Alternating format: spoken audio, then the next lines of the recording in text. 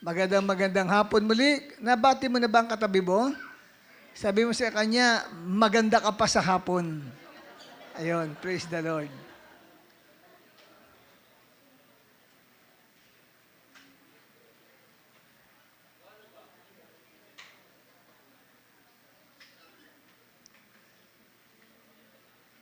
Ngayon po ay nasa ika-26th day tayo ng buwang ito ng October. At alam ko po na itong buwang ito ay buwan na kung saan ay tayo po ay nandito ngayon na nagtitipon upang magkasama-sama at mapakinggan ang salita ng Diyos. Ang team natin na tinatalakay for this whole month of October at sasakupin ang first Sunday ng November is about this is our God. Ito po ay kailangang makilala natin sino ba ang Diyos na ating pinaglilingkuran. Kung kaya't ang teksto na atin pong ginagamit sa pamamahayag ng kanyang salita ay makikita natin sa Book of 2 Peter. Sapagkat ang Book of 2 Peter ay may ipinapahayag sa atin na theme, ano yun? Discovering who God is. Kailangan nating matagpuan ano ba ang tunay na katangian ng Diyos. Kung kaya't ngayong umaga, mga kapatid, o ngayong hapon, ay atin pong pag-aaralan sino ba ang Diyos na ating sinasamba at pinaglilingkuran. At kaya ang topic natin na hango sa theme natin, Discovering Who God Is, in the book of 2 Peter is our God is patient. Hindi ibig sabihin ang Diyos ay ating pasyente. Hindi po yun. No? Hindi yan ibig ang patient na binabanggit yan, hindi po pasyente. Okay? Ang Diyos kahit kailan hindi po nagkakasakit. Amen? Ang Diyos natin hindi po kahit kailan nagiging pasyente. Yung patient dyan ay paliliwanag ko po yan mamaya-maya. Ngayon, dako na tayo. Anong ibig sabihin that God is patient with us? Kasi, dito po sa atin pong babasahin ang 2 Pedro, Kabanata 3, talatang 8 hanggang 9, at hahanguin natin sa New International Version, NIV. Okay? Sa mga malino pa ang mata dyan, ay pwede pa po kayong makabasa, ngunit sa mga malalabo, ay pwede na pong pakinggan na lang ho ninyo. Ang sabi ng verse 8 to 9, but do not forget this one thing, dear friends. With the Lord, a day is like 1,000 years. And 1,000 years are like a day.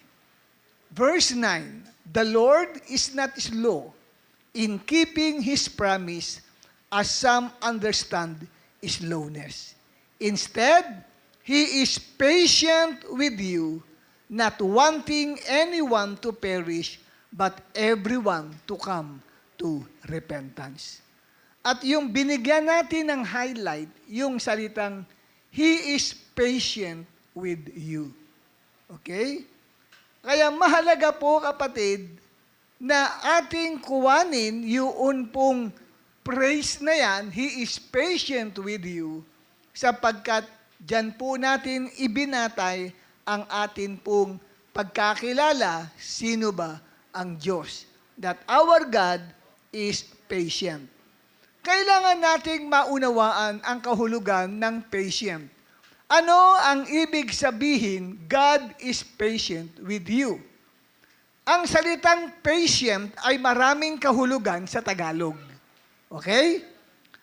Dalawa ang pakahulugan sa Tagalog ng God is patient with you o with us. Una, sa Tagalog ng patient ay mapagpasensya. Ulitin natin. Ano sa Tagalog ang patient? Anong ibig sabihin yan? Ibig sabihin ang Diyos ay may mahabang pagtitimpi. Kaya pag sinabi ng katabi mo, alam mo, talagang ako ay mapagpasensya. Kahit anong kulit nitong nasa katabi kong ito, nasa kaliwa kong ito, talagang mapagpasensya talaga ako. Ibig sabihin, ikaw kapatid, ay may mahabang pagtitimpi at hindi agad nagagalit o nagpaparusa kahit nagkamali ang tao. Yan po ay katangian ng Diyos. Ang Diyos ay mapagpasensya. Napakahaba ng kanyang pisi. Kumbaga sa para bagang walang katapusan ang kanyang pagtitimpi sa sarili niya. Pinipigilan niyang magalit. Kahit may ginagawang masama sa kanya ang isang tao. Yun po ang ibig sabihin ng patient. At sa Diyos, ganyan ang katangian ng Diyos. Na kahit paulit-ulit kang nagkakasala, hindi agad sinusukuan ng Diyos. Bagkus, ang sabi ay hinihintay ng Diyos tayo'y bumalik sa Kanya at hinihintay niya tayong bumalik sa tamang pamumuhay at tamang paglilingkod sa Diyos. Ang tawag diyan ay ang pagiging mapagpasensya ng Diyos. Yan po. Ngayon, ang ikalawa po na kahulugan ng patient sa Tagalog ay matiisin o pagtitiis. Kaya yung pinag-uusapan natin, God is patient with you. Ibig sabihin, ang Diyos ay nagtitiis sa iyo. Anong ibig sabihin? Ang ibig sabihin po nito, mga minamahal, ang Diyos ay may kakayahang maghintay at hindi agad magparusa kahit patuloy na nagkakamali o nagkakasala ang tao laban sa Kanya. At ang halimbawa po nito ay sa halip na magpadala agad ng hatol ang Diyos sa atin, nagpapakita siya ng habag, awa at pag-asa na tayo'y magsisi at magbalik loob sa Kanya. Yan po ang ibig sabihin that our God is patient. Ano yung una? Ang Diyos ay mapagpasensya. Ibig sabihin ng mapagpasensya, mahaba ang Kanyang pagtitimpi. Sino sa atin dito mapagpasensya? Kahit kinukulit ka ng kaibigan mo, talaga namang gusto mo nang sabunutan, gusto mo nang sampalin, gusto mo na siyang murahin, pero nagpipigil ka, nagtitimpi ka ng iyong galit. Ang ibig sabihin niyan, yan ay karakter ng pagiging patient. At yan ang karakter ng Diyos. Alam niyo po, ang Diyos ay mahabang panahon na nagtitiis sa kasalanang ginagawa ng mga tao. Maging ng mga anak niya. Bakit nagtitiis ang Diyos? Upang bigyan ang tao ng pagkakataong mabago at tanggapin ang kanyang kapatawaran at kaligtasan. Yan po ang dahilan kung bakit ang Diyos ay nagtitiis. At dito ay malinaw, next slide natin, na ipinapakita sa atin na yung patience ng Diyos ay hindi isang kahinaan. Kasi minsan may tao nagpapalagay, yung bubang mahabang pagtitimpi na meron ka, iniisip nila, kahinaan mo yun. Sasabihin sa iyo, ba't di mo patulan? Kinukulit-kulit ka na, ayan oh. Di ba? Hindi mo ngayon makita yung sapatos mo. Inilapag mo lang, inangat mo ng, tinanggal mo ang paa mo sa sapatos mo, may kinamag, pagbalik mo, nawala na. Kinuha pala nung classmate mo. Tapos, itinapon sa kalsada. Ngayon, laging ginagawa sa'yo yun. Ang problema, tahimik ka lang. Nandyan siya, sige lang. Iniisip ng iba, ba't di mo patulan? Kaya yung pagiging mapagtimpi ng isang tao ay kinikilalang kahinaan ng isang tao o weakness niya. Hindi po kahinaan yun. Sa Diyos, sino sa atin dito ang walang nagagawang kasalanan? Taas natin ang ating kamay. Wala kang nagagawa ni isang kasalanan. Napakabait mong tao. napakabuti mong tao. Wala kang hindi ka naman nakapagsinungaling kahit kailan sa buhay mo. Nagbabalik ka ng tamang sukli. Hindi ka kumukupit. Hindi ka nag-iisip ng masama sa kapwa mo. Sino sa inyo ang ganun? So lahat tayo, aminado, nakakagawa ng pagkakamali o kasalanan. Pero, nagalit ba ang Diyos agad sa iyo? Pinarusahan ka ba agad ng Diyos? Hindi po. Bakit? Kasi doon niya ipinapakita ang kanyang pagiging mapagpasensya at mapagtiis. Hindi yun kahinaan ng Diyos, sa halip, nagpapakita lamang siya ng habag at awa sa bawat isa sa atin. Alam niyo po kung talagang magagalit ang Diyos sa atin. Pag sinabi, isang click lang, pag sinabi niyang, wala agad na mga isda sa dagat, patay lahat ang isda. Lahat ng baboy, patay. Baka patay. Ano kakainin mo nilang? Gulay. Marami dito hindi kumakain ng gulay. Ayaw ng gulay. Marami dito, paborito nila, baboy, chicken. Di ba? Ikaw ba, kumakain ka ba ng gulay? Ha? Kumakain ka ng gulay? Oh. Di ba? Bihira yun. Ako nung bata pa ako, hindi ako mahilig sa gulay. Mahilig ako sa baboy. Nung tumanda na ako, ayoko na ng baboy. Ang gusto ko namang gulay. So yan po, nagpapalit ng gusto. Pero nakita ho natin dito na kung saan ay ang Diyos, huwag niyong iisipin na pag nagkasala ka, lumalabas agad ang pangil ng Diyos. Tapos yung dalawang sungay niya, galit na galit sa iyo ang Diyos. Hindi ganun siya eh. Siya ay mahabagin, maawain, kaya hindi niya agad ipinapakita at ipinapadama ang kanyang poot at ang kanyang galit. Sa halip, ang patience ng Diyos ay hindi isang kabagalan sa pagtupad ng kanyang pangako na muli siyang babalik. Alam niyo po, ang context ng binasa natin kanina, ikalawang aklat ng ikalawang Pedro, yan po ay tumutukoy sa pangako ng pagbabalik ng ating Panginoong Hesukristo. At tinatanong ng maraming tao, kailan ba babalik ang sinasabi mong Panginoong Hesukristo? Hanggang ngayon, nagkamatayan na ang mga ninuno namin. Namatay na ang mga magulang namin, hindi pa bumabalik si Kristo. Yan po eh. Ngayon, binasa natin kanina sa 2 Peter chapter 3 verse 9. Ang Diyos ay hindi mabagal sa pagtupad ng kanyang mga pangako, kundi siya ay nagpapasensya lamang sa tao sabagat hindi niya nais na ang sinuman ay mapahamak at nais niya lahat ay maligtas. So, sa makatuwid, kung pag-uusapan natin ang kabagalan ng Diyos sa pagtupad ng kanyang pangako, hindi ibig sabihin, mabagal ang Diyos. Kundi gusto lamang ng Diyos na mailigtas niya ang bawat tao. At ang patience ng Diyos ay hindi rin po pagbaliwala sa mga kasalanan na nagagawa ng bawat isa sa atin. Tingnan ninyo, maraming tao gumagawa ng masama, pero buhay pa hanggang ngayon.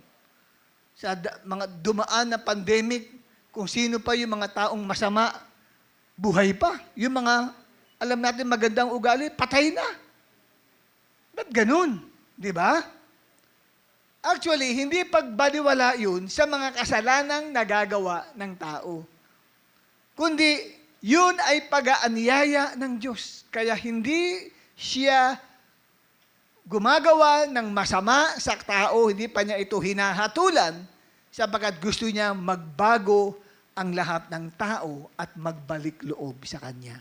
Yan ang layunin kung bakit pinag-aaralan natin ang patungkol sa the patience of God o God is patient. Ano ang mga bagay na ating pwedeng matutunan sa pag-aaral natin patungkol sa pagiging patient ng Diyos. Una, ang pagiging matiisin ng Diyos ay hindi kapabayaan ng Diyos sa kanyang pangako na muli siyang babalik dito sa mundo. Hindi pinababayaan ng Diyos ang kanyang mga promises. Pag ang Diyos nangako, tinutupad ng Diyos ang kanyang mga sinabi. Pero pag ang nangako ang katabi mo, itaga mo sa bato. Malamang 99.99% hindi mangyayari yan. Lalo na pag nangako, ikaw lang at wala ng iba. Naku, nakapapanganib yan. Delikado yan. Marami nang nangakong ganyan, napako lang. Hindi po ba? Hindi nagaganap o nangyayari yung mga bagay na sinabi o pinangako ng tao. Bakit? Sapagkat ang sabi ng Bible, ang lahat ng tao ay sinungaling. Lahat ng tao sinungaling, ang Diyos lang ang hindi marunong magsinungaling. Bakit? Sapagkat ang puso ng tao, sabi ng Jeremias 17, talatang 9, ay pinakamadaya sa lahat. Manloloko ang puso ng tao. Ano ba binubuo ng puso ng tao? Damdamin. Nariyan ang kapasidad para magmahal. Kaya pwedeng mahal ka ngayon, bukas, hindi na. Naranasan nyo na ba magmahal at pagkatapos ay nawala din ang pagmamahal mo? Sino nakaranas ng taas ang kamay? Ba, wala. Sino naman nakaranas na naranasan mong mahalin ka? Pagkalipas ng ilang taon, hindi mo na nadamang mahal ka. Taas ang kamay. Uy, dumami. Dumami, ha?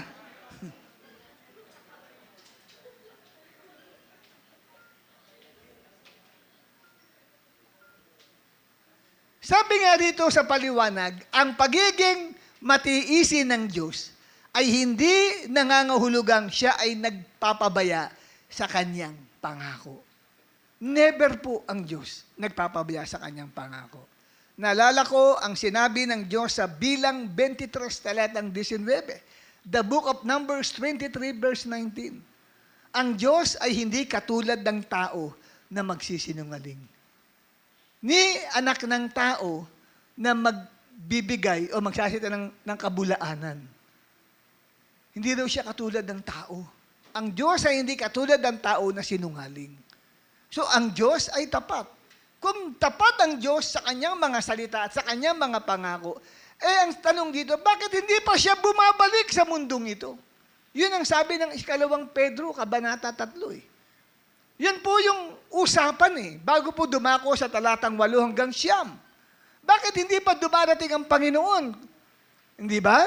Ano ang sabi ng Bible? Sa halip, tinitiis ng Diyos ang lahat ng mga pagsuway ng tao upang bigyan ang tao ng panahon para magsisi at magbago. Alam niyo po, kung babalik ang Panginoong Hesus agad, marami sa atin baka mabibigla ka.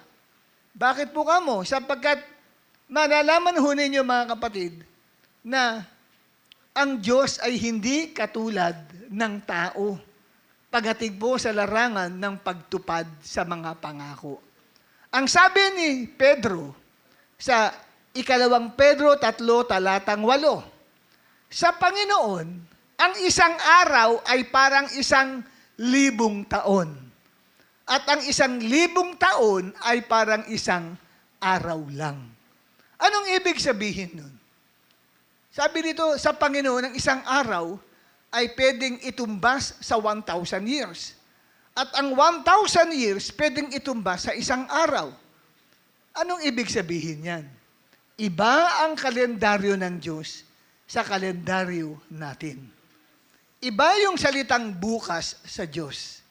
At iba yung salitang bukas sa iyo. Sa Bible, pag nagbasa ka, yung bukas sa iyo, literal na bukas. Pero sa Diyos, pag sinabing bukas, hindi agad literal na bukas yun. Pwedeng it takes years para mangyari ang bagong bagay. Babasahin nyo ang aklat ng Revelation. Anong sabi ng Bible? I am coming soon. Be ready. Yung salitang soon, immediately po yun. Amen? I'm coming soon. Ito po ay, dadali agad ako, madali. Pero, yung madali na yun, nadadating siya, hindi ibig sabihin sa kalendaryo mo, agad-agad. may kalendaryo ang Diyos na iba.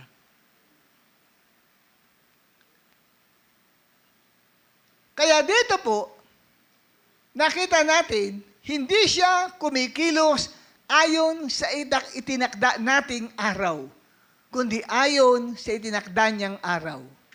Iba ang pananaw ng Diyos sa panahon kaysa sa tao.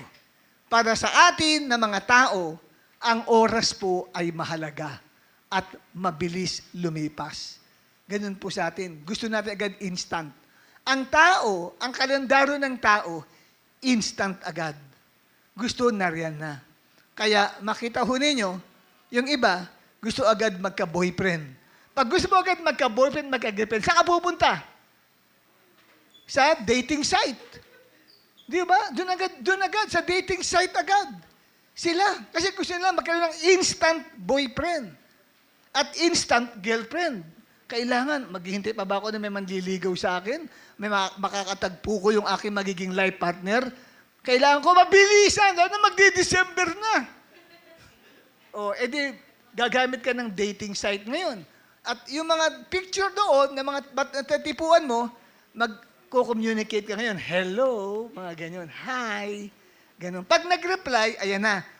Hanggang sa magpatuloy na yung communication ninyo at magkikita na kayo, eyeball to eyeball na. At magpopol ka ngayon. Di ba? Yun po. So, wala pang Disyembre, may boyfriend ka na. Wala pang Disyembre, may girlfriend ka na. Kaya hindi mo na maaawit, ang Disyembre ko ay malungkot. Di ba? Amen, mga kapatid? Sabi mga sakta mo, agree ka ba? Yan ang ginagamit po ng iba, ginagawa ng iba. Gusto nila instant, meron agad. Ngayon, pag nagutom, saan pupunta? Sa instant mommy. Magluluto agad ng instant. Di ba? Kaya nga, nauso itong mga restaurant eh. Kasi, hindi ka na magluluto, bibili ka na lang ng pagkain, may nagluto na. Di ba? Tapos, pagkatapos mong kumain, gusto mo agad umalis, alis ka kaagad, hindi ka na maghuhugas kasi may iba nang maghuhugas doon sa pinagkainan mo. Ganyan po ang tao. Ngunit sa Diyos, walang mabilis o matagal.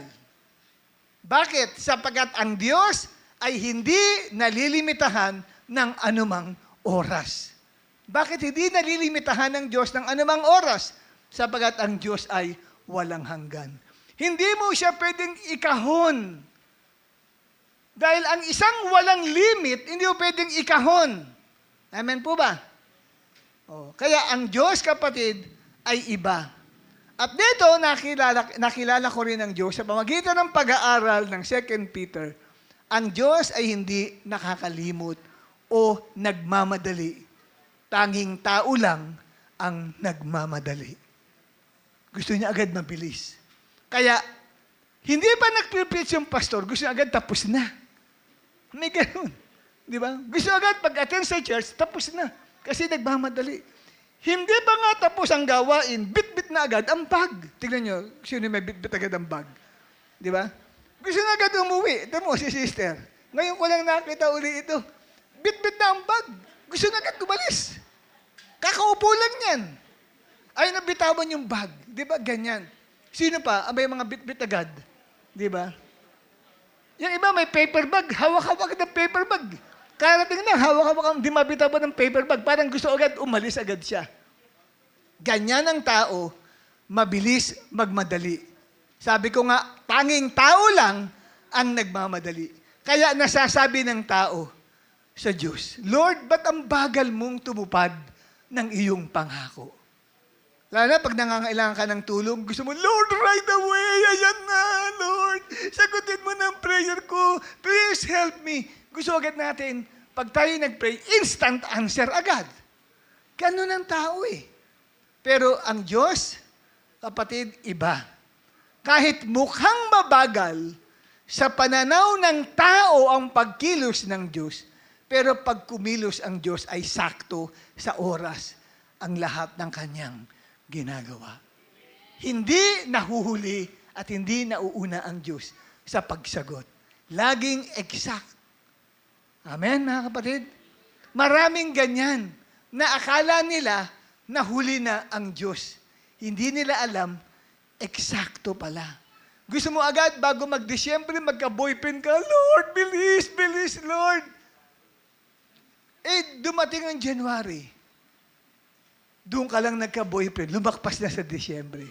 Isipin ba nahuli? Hindi. Kasi, nalaman mo, kung magka-boyfriend ka pala ng Disyembre, naku, hindi ka pala padadalhan ng tiyuhin mo, ng regalo, kasi gusto pala niya, wala kang boyfriend. Kaya ayun, buti na lang nakatanggap ka. Oh. Nakuha nyo, yung example na yon. Kasi alam ng Diyos kung ano ang tamang eksakto na bibigyan ka. Amen po ba? Ano po ang ikalawa naman na matututunan natin patungkol sa the patience of God? Ano ang mga bagay na matututunan dito? Number 2, ang pagiging matiisin ng Diyos ay para sa ating pagsisisi. Alam niyo ba kung bakit nagtitiis ang Diyos sa atin? Ito, kailangan malaman mo yan. Ang Diyos nagtitiis lang sa iyo at sa akin. Anong ibig sabihin? Nagpapasensya at nagtitimpi ang Diyos dahil ba siya ay mahina o dahil ba ang Diyos ay walang pakialam? Hindi po. Kundi binibigyan niya tayo ng panahon upang magsisi at magbago bago dumating ang kanyang hatol dito sa mundo. Yan po ang sinasabi ng 2 Pedro 3, talatang 9. Ang Diyos ay nagpapasensya o nagtitimpi. Hindi pa siya dumarating sapagkat nais niya ang lahat ng tao ay maligtas. Ngunit bago gawin ng pagliligtas, gusto niya ang tao ay magsisi at tumalikod sa kanilang mga kasalanan. Pag inunawa nating maigi yung 2 Peter chapter 3, dalawang bagay ang pwedeng mangyari sa pagbabalik ni Kristo. Alam natin, darating na si Jesus Christ. Malapit na siyang dumating. Any moment, any hour, any day, si Lord ay pwedeng dumating. Ngunit kailangang malaman mo, ano ang dalawang bagay na pwedeng maganap pag bumalik si Kristo? Una po, pag bumalik si Kristo, ililigtas niya ang mga nagbabalik loob sa Diyos at ang mga tumatalikod sa kasalanan. Tiyakin mo lang, pag bumalik si Jesus Christ, nakipag-break ka na. Saan? Sa kasalanan. Kasi kung hindi ka pa nakikipag-break sa kasalanan, na-enjoy mo pa ang kasalanan sa buhay mo at bumalik si Christ, malamang kapatid, hindi kanya mailigtas sa kanyang pagbabalik. Ano ang sabi ng 2 Pedro 3, talatang 9? Actually, pinagpapasensyahan niya kayo. Sabi ni San Pedro yan. Kasi ayaw niyang may mapahamak kahit isang tao. So pag dumating pala si Lord, ang layunin niya, magligtas. Kasi ayaw niyang mapahamak kahit isang tao. Ang gusto niya, magsisi at tumalikod sa kasalanan ang ilan. Tama ba? Tama ba ako? Anong amen? Malaki ang tama mo. Kaya lang mali ka. Ang sabi ng Bible, hindi ilan, kundi gusto niya na tumalikod sa kasalanan ang, ano yung sabi ng lahat? Walang exempted. Bata, matanda. May pinag-aralan o hindi pinag-aralan. Dalaga o may asawa, binata o matandang binata o may asawa. May pinag-aralan o walang pinag-aralan. Anumang uri ng tao ka, kasama ka sa lahat. At ang sabi ng Bible, ayaw niyang mapahamak kahit isang tao. Ang gusto niya, magsisi at tumalikod sa kasalanan ang lahat. Bakit? Kasi sa kanyang pagbabalik, ang kukunin niya ay ang mga taong tumalikod sa kasalanan. Ito yung mga taong hindi na nila ginagawa. Yung kasalanan ginagawa nila araw-araw. Example ng pwedeng kasalanan ginagawa araw-araw. Magbigay ng halimbawa, Marian. Anong pwedeng makamit na kasalanan ng isang tao araw-araw? Pagsisinungaling. Pwede yun, kapatid. Pag sinabi ng nanay mo, anak, magkano ba yung binili mo na yan? Ba't ito lang ang sukli? Mahal talaga yun. Yung pala, mura lang. Sinabi mo, halimbawa, 20 pesos lang yan. Yung pala, 5 piso lang yun. Nakakupit ka na naman. Pero araw-araw kang nagsisinungaling. Hindi mo sinasabing sa church ka nagpupunta pag linggo. Sabi mo, dyan lang. Mamamasyal lang. Pagsisinungaling din yun. Tapos, nakita mo yung isang barkada mo, sabi mo, ang gwapo mo. Pero ang kapangit-pangit ng tao. Pagsisinungaling na naman. Kinamusta ka ng kapwa mo, kamusta ka na, eto, mabuti. Pero sa totoo lang, may sama-sama ng pangarapdam mo. Pagsisinungaling na naman yun. Di ba? So, yun ay may kasalanang araw-araw na ginagawa. Pag dumating si Lord, ililigtas niya, hindi yung mga taong hanggang ngayon, patuloy na alipin ng kasalanan. Ang kukunin ng Diyos sa kanyang pagbabalik, kasi pag bumalik siya, kukunin niya yung mga taong tumalikod na sa kasalanan, yung mga taong namuhay sa kabanalan na kukunin niya. Ito yung mga hindi na nagbumura, hindi na nagsusugal. Ito yung mga taong hindi na gumagawa ng anumang kasalanan. Kukunin niya yan, dadalhin niya yan sa heaven. Hindi na kinakailangan pang mamatay ng tao para makarating sa langit. Hindi na sila dadaan ng kamatayan. Kaya makakalibre sila sa pagbayad ng kanilang ataol. Wala nang babayaran pa mga mahal nyo sa buhay pag kayo'y kinuha ng Panginoon. Kasi, hindi nila makikita yung katawan lupa nyo kung nasaan. Wala na kayong makikita. Parang si Elijah. Nang kunin ng Diyos si Elijah, hindi na nakita si Elijah, pati katawan niya, hinahanap siya ng mga tao. Hindi siya makita. Kasi dinala siya ng Panginoon doon sa paraiso, sa kinalalagyan ng Diyos. Nabuhay. Yun po ang ibig sabihin ng pagbabalik ni Christ. Kukunin niya ang mga taong mananampalataya na tumalikod sa kasalanan. Iniwan na ang pagsusugal. Iniwan na ang pagsisinungaling. Iniwan na ang pagmumura. Iniwan na ang panonood sa mga pornographic movies na mapapanood dyan sa mga cellphones ninyo. Tinalikuran na nila yun, yung mga kasalanan yun sa kanilang buhay. At ano pa kapatid ang pwedeng mangyari pag bumalik si Kristo? Kawawa ang mga maiiwan dito sa lupa. Kasi ang mga maiiwan sa lupa, ito ay ang mga masasamang tao. Mga taong patuloy na nakayakap sa kasalanan sa buhay nila. Ano ikalawa? Lagay natin.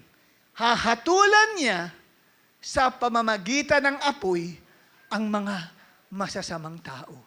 Sa pagbabalik ni Christ dito sa lupa, kukunin niya, ililigtas niya ang mga sumasampalataya sa Kanya. Sino yun? Yun yung mga taong tinalikuran ang kasalanan sa buhay nila. Ayaw ko na niyan. Ayaw ko na ng pagdadrugs. Ayaw ko na ng pag-iinom. Ayaw ko na ng pagsusugal. Ayaw ko na ng pagbumura. Ayaw ko na ng panonood ng mga bold movies. Ayaw ko na ng mga bagay na ito na ginagawa na hindi mag-asawa. Ayaw ko na ng ganun. Ito ang mga kukunin ng Panginoon, mga umayaw sa ginagawang kasalanan sa kanilang buhay. Paano naman yung mga hindi na isama? Sila, kapatid, ay hahatulan ng Diyos sa pamamagitan ng apoy. Pag dumating si Lord, may dala-dala rin siyang judgment o kahatulan sa mga tao na nabuhay dito sa lupa. Tingnan natin ang 2 Peter chapter 3, verse 7. Pero dahil din sa utos ng Diyos, kaya hindi pa nasisira ang langit at lupa ngayon, nire-reserve ito. Ano yung nire-reserve? Yung lupa at ang langit, yung mundo at ang langit o kalawakan para sa araw na i-judge at wawasakin sa apoy ang mga masasamang tao.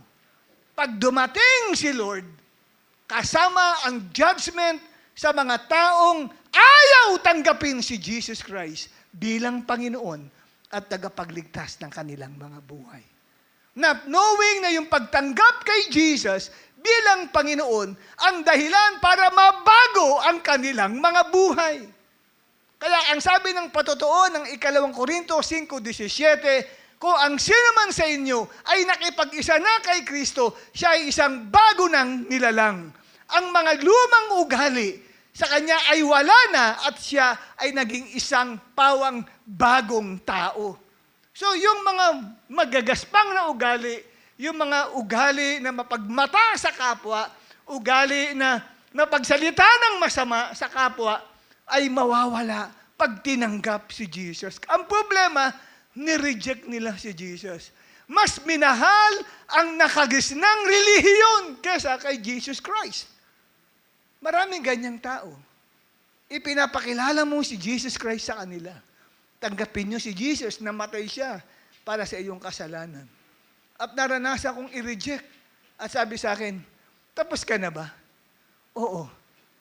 Sa uli-uli, wag ka nang magpapakita dito. Sinigawan akong gano'n nung isang sales lady doon sa binibilhan ko ng isang bagay. Sinisharean ko lang naman siya. Tapos hinabol pa niya, ako sarado, kandado akong Katoliko. Sabi ko, hindi naman relihiyon na sinishare ko sa inyo, yung personal na pagtanggap mo kay Jesus Christ. Yun ang magliligtas sa'yo. Never mong mababasa sa Bible na ang relihiyong Katoliko napako sa krus sa ikapagpapatawad ng iyong mga kasalanan. Tanging si Jesus Christ lang. Magkaroon ka ng personal na relasyon sa Kanya, babaguhin ng Diyos ang buhay mo. Binura ko, kumuha ng sigarilyo. Babae at binuguhan pa ako ng usok. Wala kang pakialam sa buhay ko. Hindi niya alam na yung Jesus Christ na aking ibinabahagi sa Kanya ang sikreto para mabago ang kanyang buhay at talikuran niya ang pagyakap sa kumunoy ng kasalanan. Amen? Sabagat darating si Jesus Christ para sa mga taong nakipaghiwalay sa kasalanan. Kahit sabihin pang present ka every Sunday sa ganitong gawain. Lagi kang nagbabasa ng Bible, pero may hindi ka tinatalikurang kasalanan sa buhay mo.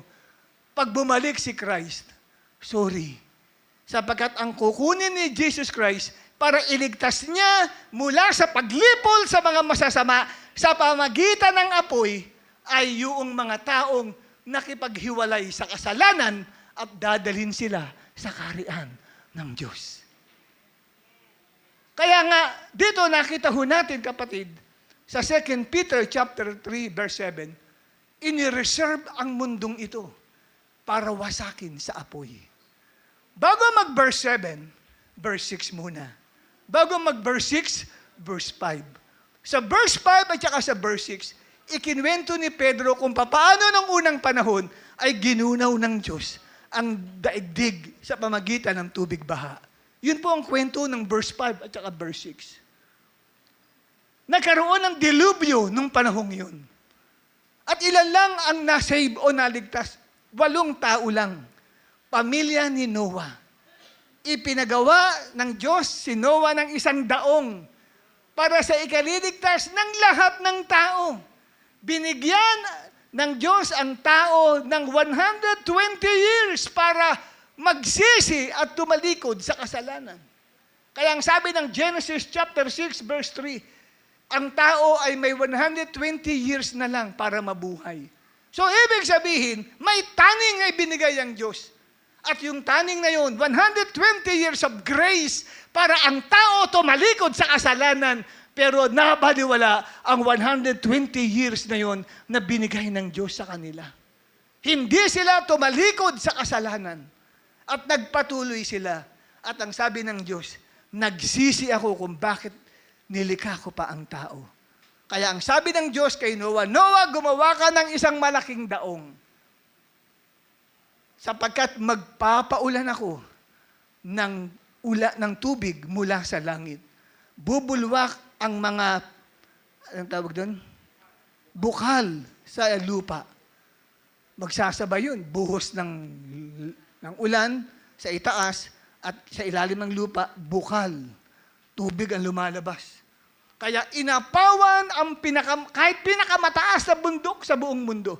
What is the highest mountain in the world? The Mount Everest. You know, may mga nagpunta na mga excavationist ang tawag doon. Nag-excavate sila. Para tignan, pag-aralan ang katotohanan ng patungkol sa baha na nangyari nung panahon ni Noah. Kasi ang sabi ng Bible, Genesis chapter 7 hanggang chapter 8, ang tubig ay tumaas at inabot ng tubig ang kahit pinakamataas na bundok sa buong daigdig. And the highest mountain in the world is Mount Everest. Kung inabot ng tubig baha yun, at nang bumababa na ang tubig dahan-dahan, malamang may mga isda na namatay sa ibabaw ng bundok kung inabot yun ng tubig baha. Umakyat ngayon ang maraming mga nag-excavate, mga nag-aaral patungkol sa mga dinatnan ng nakaraang panahon. At ang laking gulat ho nila nang makita nila all over na taluktok ng Mount Everest, maraming fossils ng isda. Ibig sabihin, mga tinik at mga ulo ng isda na nanatili for thousands of years na nasa ilalim ng lupa. Ang tanong nila, saan nanggaling ang napakaraming isdang ito? Na pati yung tuluktok ng pinakamataas na bundok sa buong mundo ay inabot ng isda. O pwedeng may mga, siguro, umaakyat doon, may baong isda, siguro na baon nila, baka na nilalagdag nila. Pero napaka-imposible raw sa dami ng mga fossils ng isda. At napagtanto ng mga scientists na ito, totoo ang nangyaring dilubyo nung panahon ni Noah. Ginunaw ang daigdig sa pamagitan ng tubig baha. Pagdating ng verse 7, ano ang sabi ng verse 7? Kanina binasa natin, pero dahil din sa utos ng Diyos, hindi pa nasisira ang langit at lupa ngayon. Kailan sisirain ang lupa o ang mundo? Ang sabi, ni-reserve. Are you familiar with the word ni-reserve? Paki-reserve mo nga ako, ha? Mamaya babayaran ko, di ba? Ni-reserve ang langit at ang lupa para sa araw na hahatulan ng Diyos sa pamamagitan ng pagwasak ng apoy sa mundo. At hahabulin ng apoy ang mga masasamang tao. Kasama na ang mga umaaten sa mga Christian churches, mga sinasabing so-called born-again Christian, pero hanggang ngayon, yumayakap sa kasalanan sa kanilang buhay. Hindi nila matalikuran ng kasalanan sa buhay nila. Hanggang ngayon, maaaring nagmamasturbate pa din. Hanggang ngayon, maaaring nanonood pa rin ng mga malalaswang palabas. Hanggang ngayon, nagbumura. Hanggang ngayon, masamang pag-iisip sa kapwa. Hanggang ngayon, merong hindi mapatawad na tao. Ang tagal ng kinikimkim ang sama ng loob at hinanakit. Kasamaan po yun sa harapan ng Diyos, mga minamahal. Bakit po kamo? Sapagkat mismong turo ni Jesus Christ, mga minamahal, ang sino mang makaroon ng sama ng loob sa sino man, ay mamamatay tao sa paningin niya. Murderer ang isang taong nagkikimkim ng hinanakit o sama ng loob. May taong hindi mapatawad. So napakasama mong tao sa harapan ng Diyos. Bagaman sinasabi mong born again ka, nakakilala ko kay Jesus Christ. Bakit po kamo? Why? Because faith without obedience is dead. Ang panampalatayang walang pagsunod sa Diyos ay patay. Kaya yung pinasabi mong tinanggap mo si Jesus bilang Panginoon na tagapagligtas ng iyong buhay, pero hanggang ngayon, naglulublob ka sa kasalanan. Hanggang ngayon, alipin ka ng kasalanan. Hanggang ngayon, nagsusugal ka pa rin. Hanggang ngayon, kapatid, hindi mo bitawan ang kasalanan sa buhay mo. Sorry, pag bumalik si Lord, at hindi ka handa, sa halip na dadaling ka sa langit, hahabulin ka ng apoy para tupukin ka, para pahirapan ka. Nasa Bible po eh. Kaya ang tanong, bakit hindi pa dumarating si Lord? Sabi, may nagsabi, last September 23 raw, darating na si Lord. Kagalakan para sa mga handa. Paano yung hindi handa? Yung katabi mo, hindi handa yan. Dahil hanggang ngayon yan, marami pa rin sama ng loob yan. Hindi nga mapatawad niya yung nanay niya, yung tatay niya, yung ex niya, hindi pa rin niya mapatawad. Hanggang ngayon, galit na galit siya sa kanyang dating classmate. Hindi niya mapatawad ang sino man. May hinanakit siya sa kapitbahay nila. O sa ka-churchmate niya, ayaw niyang makita. Paano siya kukunin ng Panginoon? Hindi siya prepared. Pero salamat sa Diyos, hindi nangyari yung propesiyang yun.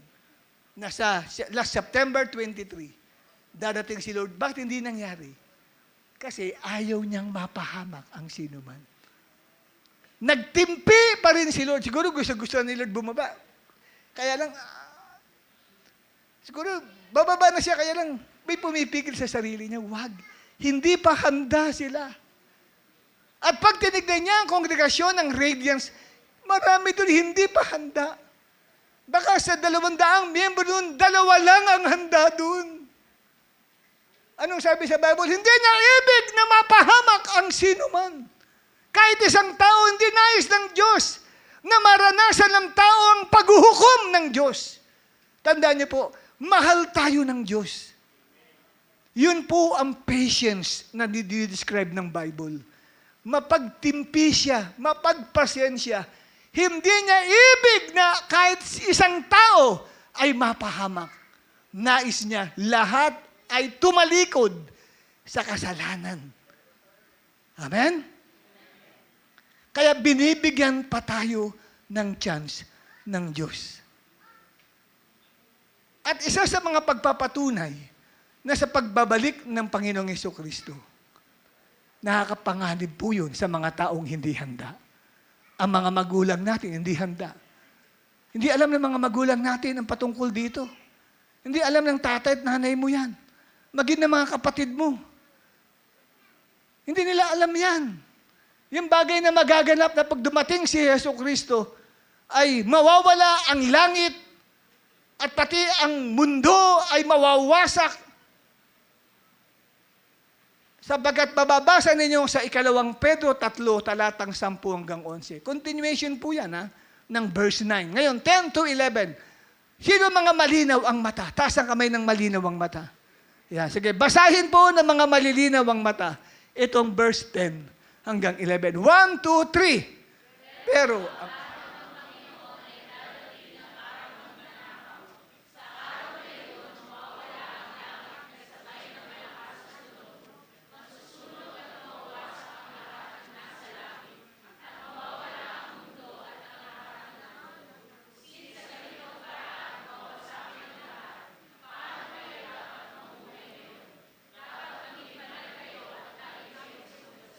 tignan ninyo kapatid, merong ano rito, tinuturo sa atin. Ang sabi, sa pagdating ng araw ng Panginoon, ito po yung kanyang muling pagbarito ha. Pagdating sa araw ng Panginoon, mawawala ang kalawakan. Ano ba mga nasa kalawakan? Ang araw, ang buwan, mga bituin. Bakit? Masusunog ng apoy din yan eh. At ang sabi rito, mawawala ang mundo. Ito yung mundo. At ang lahat ng nandun sa mundo. Since sa ganitong paraan, wawasakin ang lahat sa pagbabalik ng Panginoon. Paano kayo dapat mamuhay ngayon? Yun ang tanong. Dapat maging banal kayo at lagi kayong sumunod sa Diyos. Kasi kung mananatili kang matigas ang ulo pagkatapos ng pangangaral na ito, at ang tigas ng ulo mo, ayaw mong bitawan ng kasalanan na yan sa buhay mo. Kung biglang dumating si Lord, bukas, paano na? Alam nyo ba, ang pagparito ng Panginoon ay tinulad sa isang magnanakaw. Walang magnanakaw na bago niya nakawan ng bahay, magpapaalam siya sa may-ari ng bahay. Halimbawa, si Doña Hana, Doña Hana, magnanakaw ako sa inyo mamayang gabi, ha? Meron bang, nanasan ba ninyo ang mga nagnanakaw papasok ang magnanakaw sa inyo, nagpapaalam muna? Hindi. Surprise. Bibiglain ka na lang. Ganito pala ang pagbabalik ng Panginoon. Surpresa. Yung bang time na parang payapang-payapa ka, uy, nagka-girlfriend ka na, nagka-boyfriend ka na, sarap ng feeling.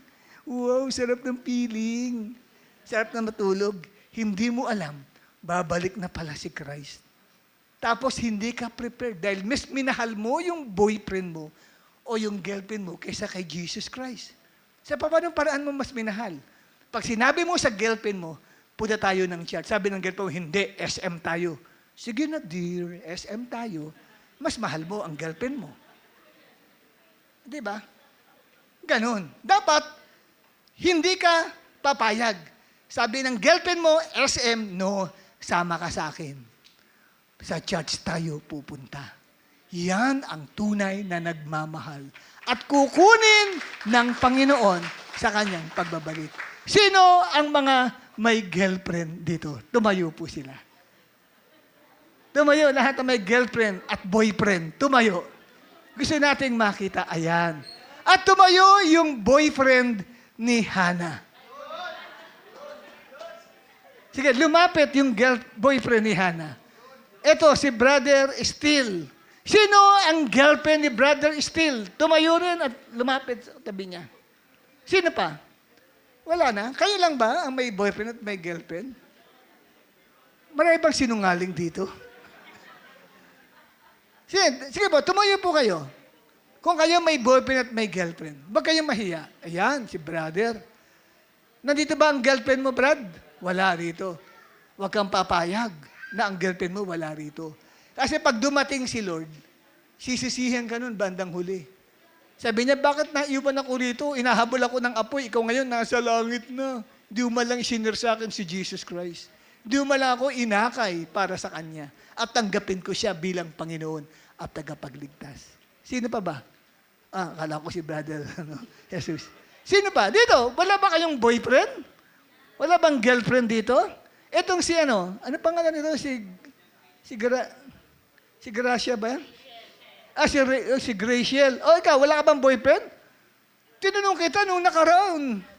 Sabi mo, meron ngayon, wala. Break na kayo?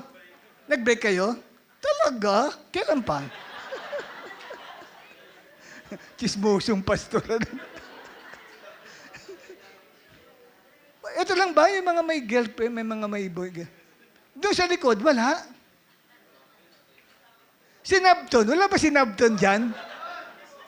O Nab, wala pa ba? Si Nab. Wala pa. O nagtago ata si Nab eh. Okay, sige, makakaupo na kayo. Salamat. Alam niyo mga minamahal, pinag-aaralan natin ito.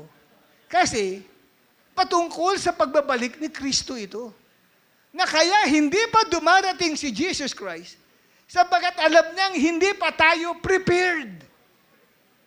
Hindi pa tayo nabubuhay na banal at hindi pa tayo sumusunod sa Panginoon. Grabe ang pagmamahal sa iyo ng Diyos. Hampasin mo nga ang katabi mo. Diba? Ang mahal na mahal ka talaga ng Diyos. Huwag mo sasampalin hampasin mo lang. Huwag naman yung hampas na talaga namang lumalagitik. Hindi naman ganun. Hampas lang. Yung social na hampas. Wow, ganun. Pa-social. Yan. Ano ang sabi? Since sa ganitong paraan, wawasakin ng Diyos ang lahat, paano kayo dapat mamuhay ngayon? Ano daw dapat pamamuhay natin? Kasi malapit ang dumating si Lord. Pag dumating siya, ililigtas niya tayo na handa. Paano kung hindi ka handa? Para mahanda ka, anong dapat gawin? Hindi dapat maging bungal kayo. Banal ang ibig sabihin niyan. Hindi dapat maging banal kayo at lagi kayong sumunod sa Diyos. Amen. At ikatlo, last but not the least, ano ang mga bagay na natutunan natin sa pagiging patient ng Diyos? Pakibasa ang ikatlo. 1, 2, 3.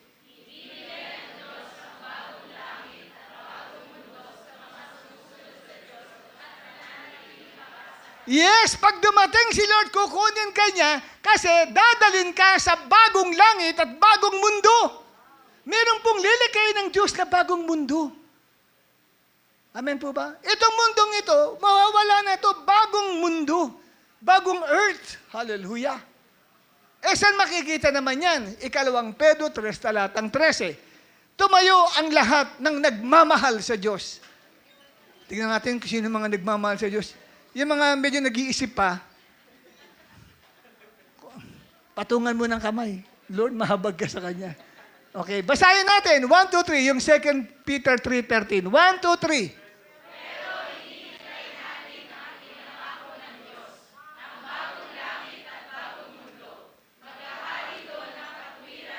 Yes, makakaupo na kayo. Dahil nga pag bumalik si Lord, wawasakin niya ang sanlibutan sa pamagitan ng apoy. Lahat ng ipinundar mo, ibinili mo ng lupa, binili mo ng bahay, binili mo ng bagong kotse, lahat sunog yan. Bali, wala lahat yan. Lahat ng mga tinabi mong pera, wala lahat yan. Yung mga trabaho mong opisina, sunog lahat yan, wasak lahat yan. Ngayon, kung masusunog ang lahat, paano na tayo? Saan na tayo titira? Sa hangin? Hindi po. Ang sabi rito, may ipinangako ang Diyos sa mga tapat at sa mga nakipag-break sa kasalanan. Ano ang pinangako ng Diyos?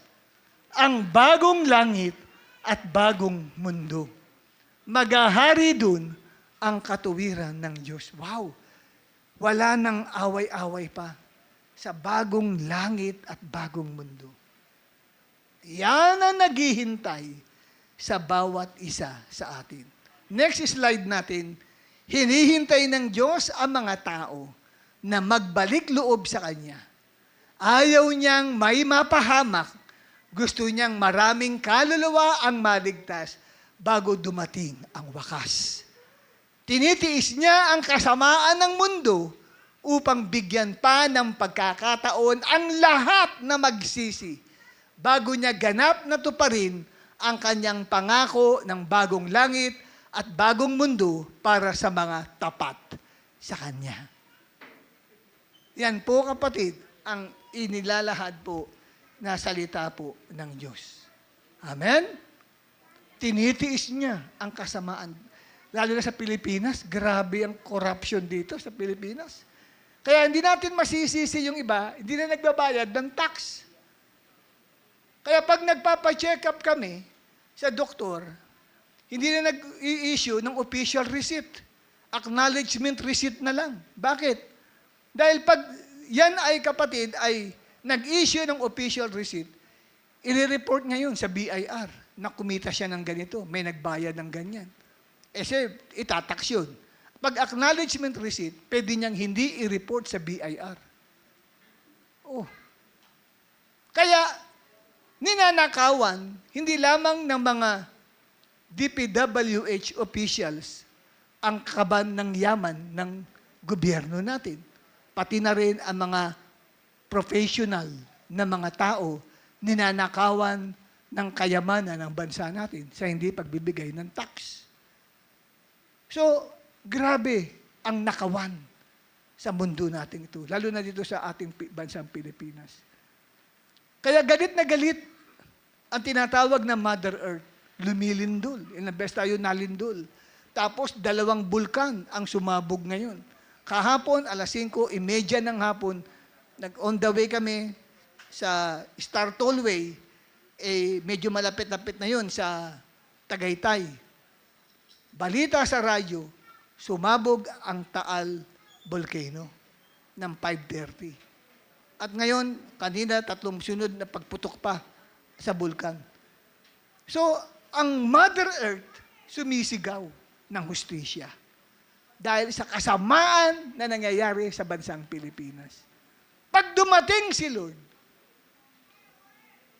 ilang Pilipino kaya ang hahabulin ng apoy na buhat sa langit para tupukin sila?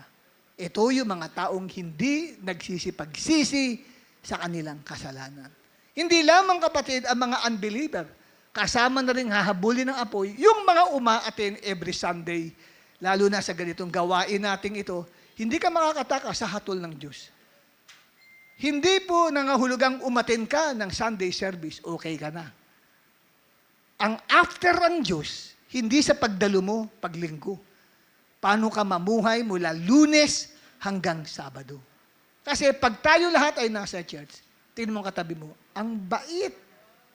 Mukhang mabait yan. Pag linggo, para tayo mga santo at santa rito, ang babait. Nasa loob tayo ng church eh.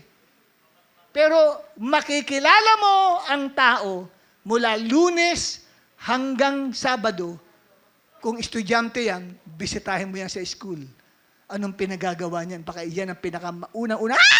Gusto ko na sigaw. Nagwawala yan sa school. Ganun pala sa school yun. Pagdating sa church, nagpapa-amen siya, Pastor, Amen! Tahimik lang siya. Di ba? Oh. Naunawaan niyo ako? Kaya nga, dito nakita natin, kapatid, hindi natin pwedeng lokohin ng Diyos. Pwede mong dayain ang kapwa mo, but God never. Because the God that we serve is omnipresent. Ang salitang omnipresent ay Latin na salita. Pag sinabing omni, ibig sabihin ay all. Pag sinabing present, ay yung presence niya. All present. Saan? Sa lahat ng dako. Hindi ka makapagtatago sa Diyos. Alam niyang pinagagagawa mo. Sa school, sa opisina, sa bahay, sa CR, alam niya lahat ang sikreto sa buhay mo. You can never deceive God. Kaya ang gusto ng Diyos, anong gusto ng Diyos, kapatid? Tayo ay tumalikod sa kasalanan at magbalik loob sa Diyos. Dahil mahal na mahal ka ng Diyos. Ayaw kanyang mapahamak. Sabi ng Bible, kahit isang tao, ayaw niyang mapahamak.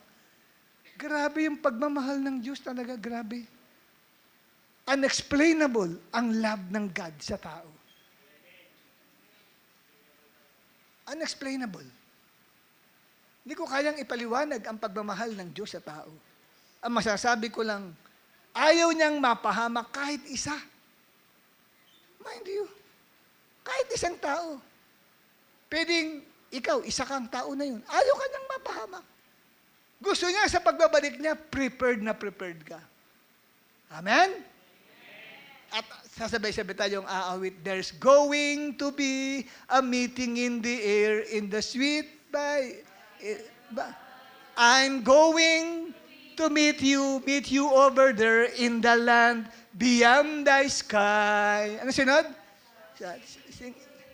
Never heard by mortal ears, will be glorious, I do declare. For God's own Son will be the leading one at the meeting in the air. Ang title, Rapture. Yun yung pagbabalik ni Christ. Pero tandaan nyo, pag bumalik si Christ, para sa mga prepared, it's a joyous day. Para sa mga unprepared, it's a, ano sa English nakakatakot? Ha?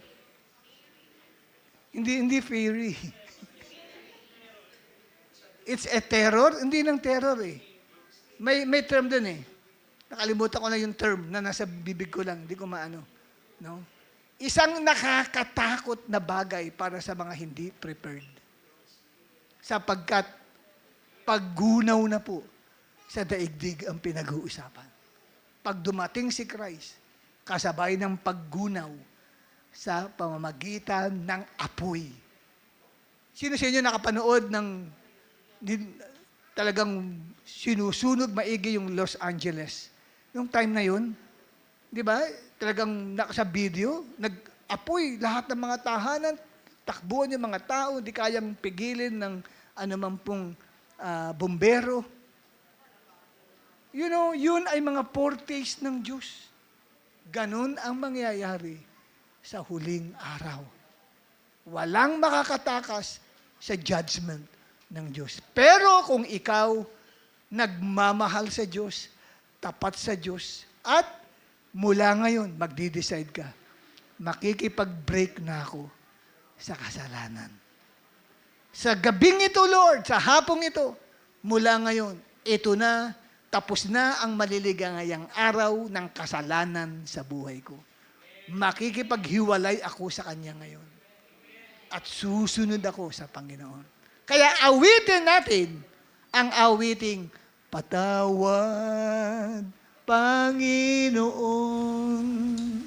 sa bawat nagawa kong kasalanan.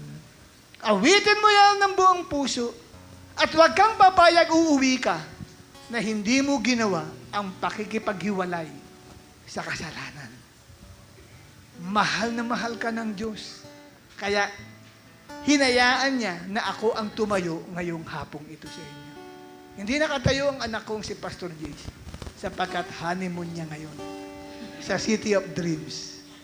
Kaya ako naman ngayon ang tumayo. At hindi aksidenteng eksaktong dumalo ka sa afternoon na ito para ipahayag sa iyo kung ano ang dapat mong gawin. Tapos na ang maliligayang araw ng kasalanan sa buhay mo. Ang tagal na nagpiesta ang kasalanan sa buhay mo. Ginamit ang mata mo, ginamit ang kamay mo, ginamit ang bibig mo, ginamit ang bagat parte ng iyong katawan sa kasalanan. Tapos na yan. Sapagkat mula ngayon, ihahandog mo ang sarili mo sa Diyos.